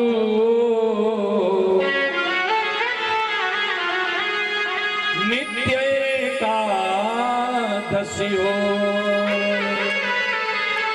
ठाकुर जी उन्होंने कहा था आपकी बड़ी कृपा है, मेरे घर में लोग महीने में 2 एकादशी रहते, लेकिन सरकार आपकी इतनी बड़ी कृपा है, मेरे घर में नित्य एकादशी व्रत की हो जाते हो भैया, नित्य तेरो अर्चन बंधन की हो जाते हो, नित्य तेरी उपासना हम दोनों लोग करते हैं। भगवान सब समझ गए, भगवान की आंखों से आंसू गिरने लगे। भगवान ने कहा होनी थी सो हो गई, अब ना सो होए भाभी तेरे महल में अब नित्य द्वादशी हुए। हे भाभी माँ अब तक जो होना था सो हो गया, लेकिन आज के बाद ऐसा कभी नहीं होगा। आज के बाद तुम्हारे घर में नित्य द्वादशी रहेगी। ग्रहण पर मेला लगा कुरुक्षेत्र में। द्वारिका वासी भी गए, ब्रजवासी भी आए। अब ब्रजवासी पहले पहुंच गए थे, भगवान राजाधिराज हैं, महाराज हैं, भगवान की शाही सवारी निकली थी। वहां पर घोषणा सावधान श्री श्री 1008 नंद नंदन देवकी नंदन राजाधिराज महाराज श्री द्वारिकाधीश भगवान पधार रहे हैं। ब्रजवासी ने भैया कौन आए रहो हैं? एक ने कहे बने कन्हैया को इतने लंबो चौड़ो नाम पड़ गए हो भैया। छो सैनिक कहे रास्ता हटो हटो हटो। ब्रजवासी ने कहा नाय हटूंगो भैया तो कहा करे वो तो। अरे तुमको पता नहीं महाराज जाकर अपने महाराज से बोल वाके बाप रास्ते में खड़े हैं, रास्ता ना दे रहे हैं। सैनिक दौड़े दौड़े भगवान से बोले प्रभु बड़े दंड पालक खड़े बोल रहे हैं आपके बाप हैं। भगवान ने कहा यह अधिकार तो मैं केवल ब्रजवासियों को दिया हूँ। दौड़े दौड़े भगवान आए, ब्रजवासियों से मिले, यशोदा मैया को प्रणाम किए, वहां पर सूर्य कुंड में स्नान किया। द्रौपदी ने भगवान के रानियों को उपदेश दिया। उसके बाद नारद जी वसुदेव जी को यज्ञ संपन्न करवाए। देव यज्ञ संपन्न करने के बाद सब अपने अपने धाम चले गए। देव जी मैया ने कन्हैया से कहा मेरे 6 पुत्रों को ले आ दो। भगवान 6 पुत्रों को ले गए, दिखा दिए। उसके बाद अर्जुन ने सुभद्रा का हरण किया था।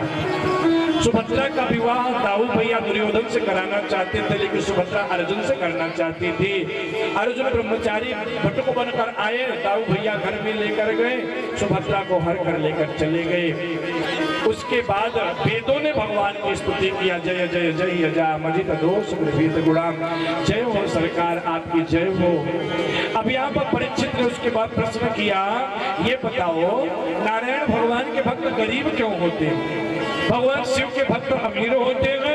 देखो भैया बोले बाबा और नारायण में कोई अंतर नहीं है, लेकिन बाबा किसी को देखते नहीं, जो शरण में आ गया अपना लेते हैं, और नारायण भगवान ठोक पीट करते हैं, देखते हैं अच्छा होता है तभी अपनाते हैं। बाबा तो एक आध बार ऐसी स्थिति कर दिए स्वयं फंस जाते हैं।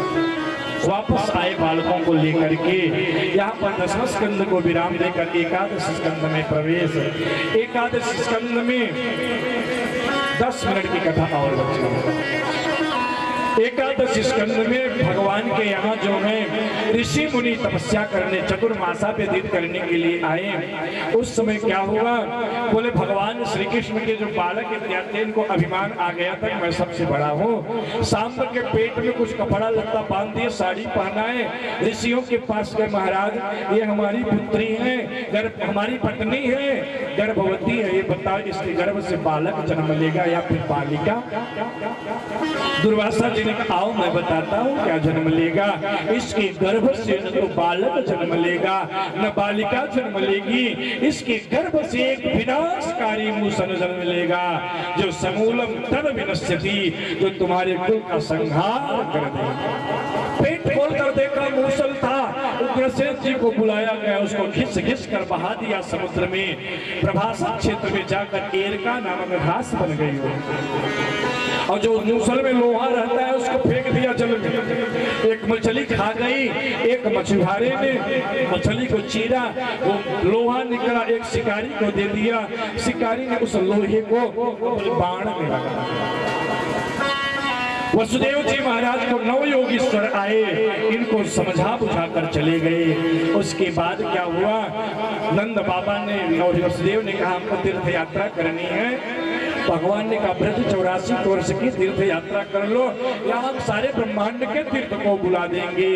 नंद बाबा वसुदेव जी देव की यशोदा मैया ने 84 कोष ब्रजमंडल की यात्रा किया। भागवत में वर्णन है कि भगवान ने वृंदावन में सारे तीर्थों को बुलाया था, लेकिन इसका वर्णन नहीं है कि उन तीर्थों को पुनः वापस भेजा। प्रद्युम्न, प्रद्युम्न के पुत्र अनिरुद्ध, अनिरुद्ध के बालक का नाम है वज्रनाभ। वज्रनाभ भगवान की रानियों को लेकर वृंदावन में आया, राधा रानी की कृपा से गोवर्धन में गई। वहां पर उद्धव जी ने 1 महीने की भागवत कथा सुनाया, जिससे भगवान की रानियों का उद्धार हो। 12वें स्कंद में सुखदेव जी महाराज कलयुगी राजाओं का वर्णन करते हैं। बोलते हैं बुद्ध इत्यादि जन्म लेंगे। बुद्ध के बाद संभलपुर में मुरादाबाद में एक ब्राह्मण के यहाँ कलकिर नामना जगतपति भगवान कल के रूप में अवतार लेंगे। जो अच्छे व्यक्ति होंगे सो जाएंगे, दुष्टों का भगवान संहार कर देंगे। उस समय लोगों की आयु केवल 10 साल की बचेगी, उसे भी पढ़ेंगे लिखेंगे, विवाह होगा, बच्चा पैदा करेंगे, मर जाएंगे। 10 साल में सब कुछ हो जाएगा और भगवान जब दुष्टों का संहार कर देंगे तो पुनः सतयुग प्रारंभ हो जाएगा। अब उसके बाद कलयुगी राजाओं का चंद्रगुप्त मौर्य, सम्राट अशोक इत्यादि का वर्णन किए। बोले कुछ काल के बाद मुगल शासक आएगा, अंग्रेज इत्यादि आ जाएंगे। उसके बाद भारत में राज्य परंपरा नष्ट होकर के प्रजातंत्र प्रारंभ हो जाएगा। और राजन प्रजातंत्र में जितने भी राजा होंगे सब अपना पेट भरने वाले होंगे, प्रजा से उनको कोई मतलब नहीं है। हाँ, इस प्रकार सा वर्णन किए। वर्णन करते करते सुखदेव जी ने परीक्षित से प्रश्न किया, राजन अभी तक आपने हमसे प्रश्न किया था, आज मैं आपसे प्रश्न किया कर रहा हूं, उसका उत्तर दोगे? बताओ सरकार, क्या क्या पूछ रहे हो आप? राजन क्या तुम मरोगे? परीक्षित ने कहा, सरकार हमन मरही संसारा, हमको मिला जी आवन हारा। मैं नहीं मरूंगा सरकार, शरीर मरूंगा, मैं शरीर में आत्मा हूँ और छोड़ा हरा भरा हो गया। तक्षक ने बहुत धन दिया और उनको वापस लौटा दिया। अब जलबेजा इतनी व्यवस्था कर दिए थे वहां चींटी नहीं जा सकती। अब भगवान की पूजा के लिए फूल गया, उसी फूल में एक छोटा सा कीड़ा बन करके तक्षक बैठ गया और जैसे हुआ पुष्प परीक्षित के पास पहुंचा राजन, वैसे विराट रूप में तक्षक प्रकट होकर के और जैसे फुंकार मारकर डसना चाहा, उसके पहले परीक्षित का ब्रह्मरंध्र फट गया। परीक्षित की आत्मा निकलकर विमान पर बैठी, तब तक्षक ने डसा, परीक्षित का शरीर जल करके राख हो गया। परीक्षित विमान पर आरूढ़ होकर भगवत धाम चले गए और इधर जन्मेजय को लगा इस तक्षक ने मेरे पिता को जलाकर राख कर दिया, मैंने अपने पिता की अंत्येष्टि क्रिया नहीं कर पाई। सर्पेष्ठ यज्ञ किया, सारे रात यज्ञ सर्पों को स्वाहा करते गए। तक्षक इंद्रासन से जाकर लिपट गया। मंत्र में कितनी शक्ति है, इंद्रासन सहित आ गए। ब्रह्मा जी ने समझाया, एक आस्तिक ऋषि थे, आस्तिक ऋषि ने समझाया हिंसा नहीं करना चाहिए। तक्षक ने तुम्हारे पिता को श्राप के कारण जैसा था, मान गए जन्मेजय जी। इसलिए जब सर्प भय आपके सामने उपस्थित हो जाए, ऐसा लगने लगे कि सांप आपको डस लेगा, उस समय श्री आस्तिकाय नमः, ओम आस्तिकाय नमः, आस्तिक ऋषि का नाम लोगे तो सर्प कभी आपको डस नहीं सकता। जिस घर में सर्प इत्यादि निकलते हो, एक श्लोक है, इस श्लोक को लिख कर घर में चिपका दिया जाए तो सर्प वहां से दूर चले जाते। वह मंत्र है, सर्पाप सर्प भद्रम ते दूरं गच्छ महाविषम जन्मे जयस्य यज्ञान्ते आस्तिक वचनम स्मर। इस श्लोक को लिखकर घर में चिपका दिया जाए तो सर्प इस आस्तिक ऋषि का नाम पढ़ करके वापस चले जाते। अब परीक्षित सूत जी महाराज कहते हैं, एक बार मार्कंडेय जी जो हैं भगवान नारायण से बोले मुझे माया का दर्शन करा दो, प्रलय का दर्शन करा दो। उसी समय भैया तूफान आंधी आने लगा, भयंकर बाढ़ आ गई, सारी पृथ्वी भगवान के उदर में सृष्टि चली गई। और देखते देखते मार्कंडेय जी भगवान के उदर में गए। उस समय पूरे पृथ्वी पर जल ही जल था। संसार में केवल एक वृक्ष का पत्ता ऊपर था जल के, बाकी वृक्ष डूबा। भगवान सारी सृष्टि अपने उदर स्कंद में मंगलाचरण ऋषियों का प्रश्न है। महाभारत की कथा परीक्षित को श्राप लगा, छोड़ छाड़ सुखताल में आ गए। दूसरे स्कंद में सृष्टि का वर्णन है, चतुश्लोकी भागवत का वर्णन। तीसरे स्कंद में सृष्टि का वर्णन कर महाभारत की कथा, कपिल देवहूति संवाद, जय विजय की जन्म इत्यादि की कथा। चतुर्थ स्कंद में मनु महाराज के पुत्रों का वर्णन, सती मैया का चरित्र। पंचम स्कंद में प्रियव्रत नरक इत्यादि का वर्णन। षष्ठम स्कंद में अजामिल इत्यादि की कथा। सप्तम में प्रहलाद त्रिपुरासुर वर्णाश्रम आश्रम की कथा। सप्तम स्कंद में मनवंतरों की कथा।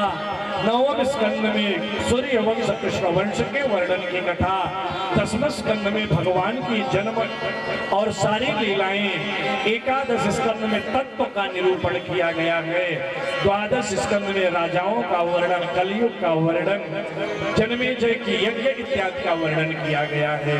इस प्रकार से एक अध्याय में संक्षिप्त रूप से पूरी भागवत की कथा श्री सूत जी महाराज ने सनकादि ऋषियों को श्रवण करा दिया। उसके बाद बताते हैं समस्त पुराणों में भागवत श्रेष्ठ है, देवताओं में भगवान नारायण श्रेष्ठ हैं, पुराणों में भागवत और भक्तों में सबसे श्रेष्ठ वैष्णवा नाम यथा समो भगवान शिव। उसके बाद कहते हैं भैया जो भागवत जी के शरण में आ जाता है, भागवत भगवान उसको परम गति प्रदान कर देते हैं।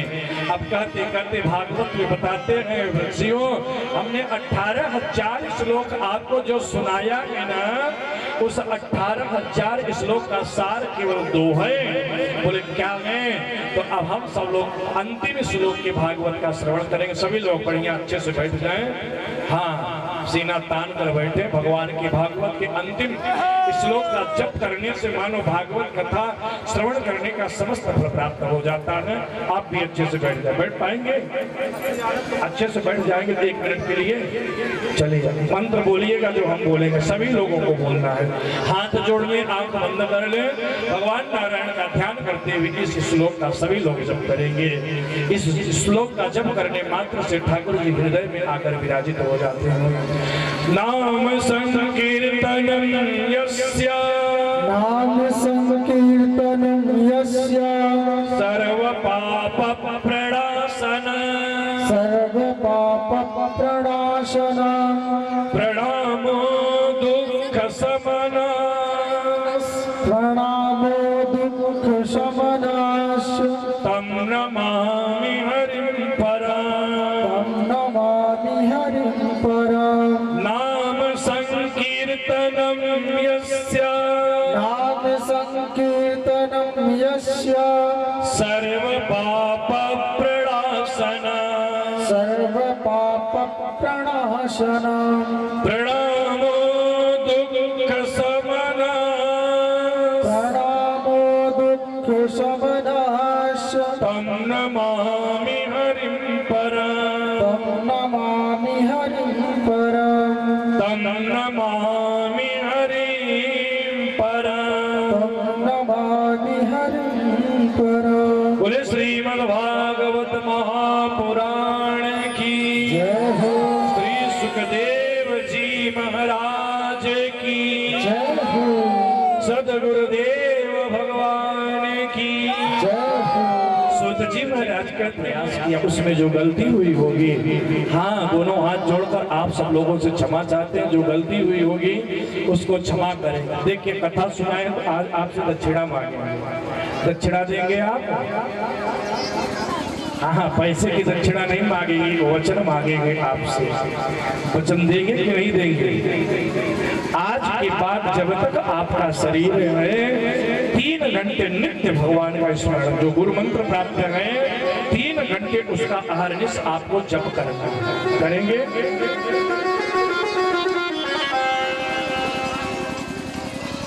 हमेशा भले, लेकिन माला लेकर एक स्थान पर भगवान के सामने बैठ करके कुर्सी में बैठ जाइए। जैसे आपका शरीर साथ दे वैसे भगवान के सामने बैठकर 3 घंटे बंद करना है। करेंगे? हाँ, यदि आप 3 घंटे आज से लेकर के जब तक देखिए शरीर सबका जाएगा, चाहे जो है, अगर 3 घंटे भजन करते रहते तो भागवत भगवान को साक्षी मानकर आपको ये वचन देते हैं, जब आपका अंतिम समय आएगा ना, उस समय यम के दूत नहीं, उस समय भगवान के पार्षद आकर के आपको गोलोक विहारिणी श्यामा श्याम के नित्य चरणों में ले जाकर के स्थान प्रदान कर देंगे। अरे जो भी दोष हो, अवगुण हो, हम भगवान से प्रार्थना करेंगे उन अवगुणों को दूर करके समस्त आपके परिजनों को भगवान सद्बुद्धि प्रदान करें और सबके हृदय में जाकर हमारे राधा वल्लभ सरकार विराजित हो जाए। ऐसी प्रार्थना हम सरकार से करते हैं, सबका जीवन मंगलमय हो, ऐसी कामना भगवान से करते हुए अपनी वाणी को विराम देंगे। हाँ, अब ये कल जिनको निमंत्रण यजमान जी के द्वारा नहीं भी मिला होगा, हमें यहाँ से निमंत्रण दे रहे हैं। कल सब लोग भागवत के महाप्रसाद को पाएंगे और प्रसाद महाप्रसाद पा करके अपने जीवन को कृतार्थ करेंगे। अब हम अपनी वाणी को विराम देंगे, लेकिन उसके पहले हमारे बिहारी जी तो होरी के रसिया हैं।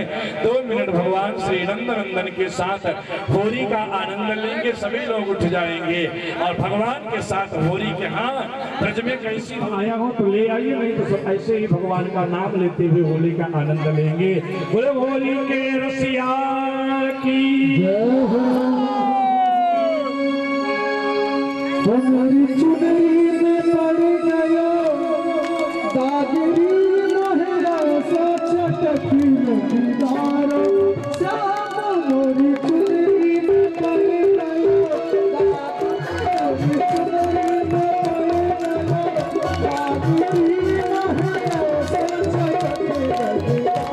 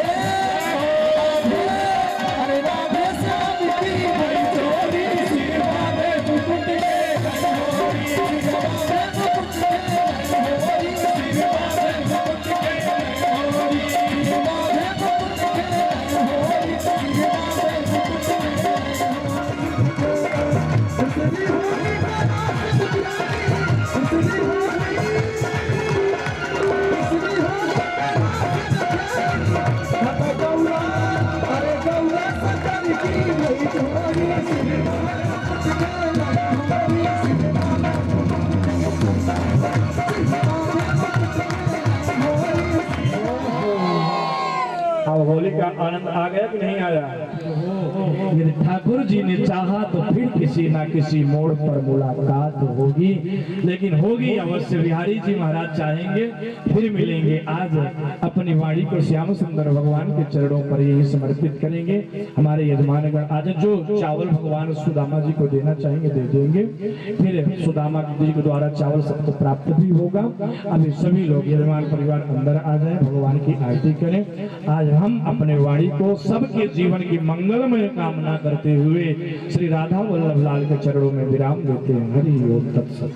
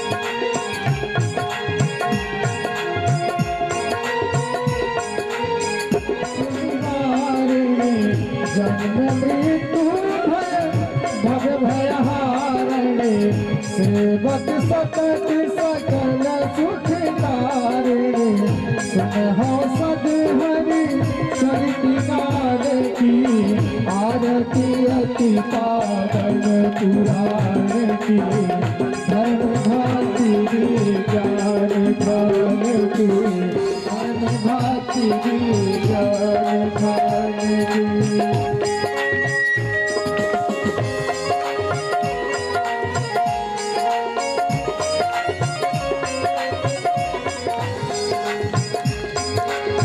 विषय विलास की मोह विनाश की बल विराग की प्रकाश भागवत तेरा हर्ष प्रकाश परम ज्योति परमात्म जाग की आरती अति पावन पुराण की धर्म भाति ज्ञान खान की आरती अति पावन पुराण की।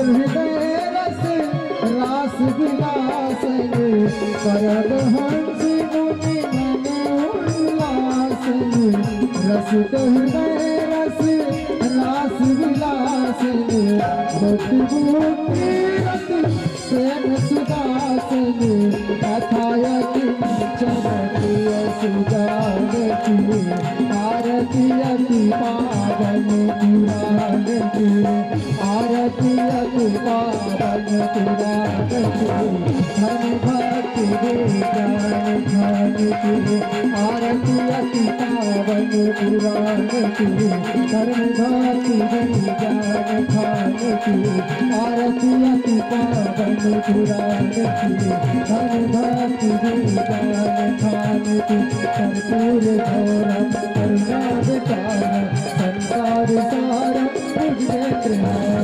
सदा बसंतं हृदयारविन्दे अभं भवानी सहितं नमामि तमेव माता पिता त्वमेव तमेव बन्धुश्च सखा त्वमेव तमेव विद्या द्रविडं त्वमेव तमेव सर्वं मम देव तमेव सर्वं मम देव हरे राम हरे राम राम राम हरे हरे हरे